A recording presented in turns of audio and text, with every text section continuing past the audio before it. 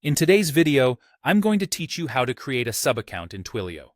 This is a simple process that can help you manage different projects or clients separately under one primary Twilio account. Let's go through each step in detail, ensuring you feel confident navigating your Twilio console. First, you'll need to log in to your Twilio console. Open your preferred web browser and head over to Twilio's website. Enter your login credentials and make your way to the console.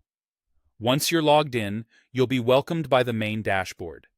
This is your central hub for all things Twilio, giving you access to a wide array of features and services. Next, you're going to want to navigate through the menu to get to the appropriate section.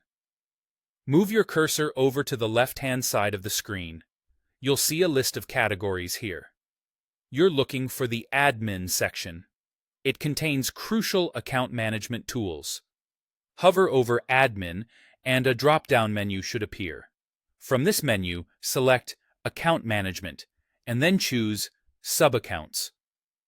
This will bring you to a new page with options specifically for managing subaccounts. Once in the Subaccounts section, you'll notice a button that says Create New Subaccount. Click on it. This action will open a form where you'll need to enter some important details about your new subaccount. You'll see a field labeled Friendly Name.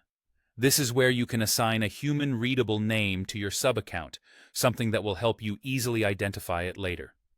For example, if this subaccount is dedicated to a specific client, you could name it something like Customer A Account. This name is quite helpful, especially when managing multiple subaccounts or when you're working with a team who might be accessing the same account.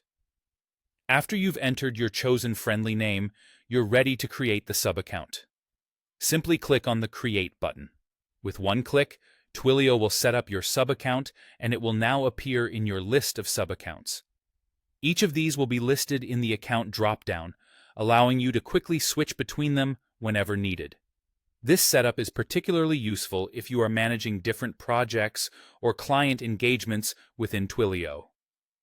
Each subaccount functions independently but remains under the umbrella of your primary account, which streamlines organization and billing.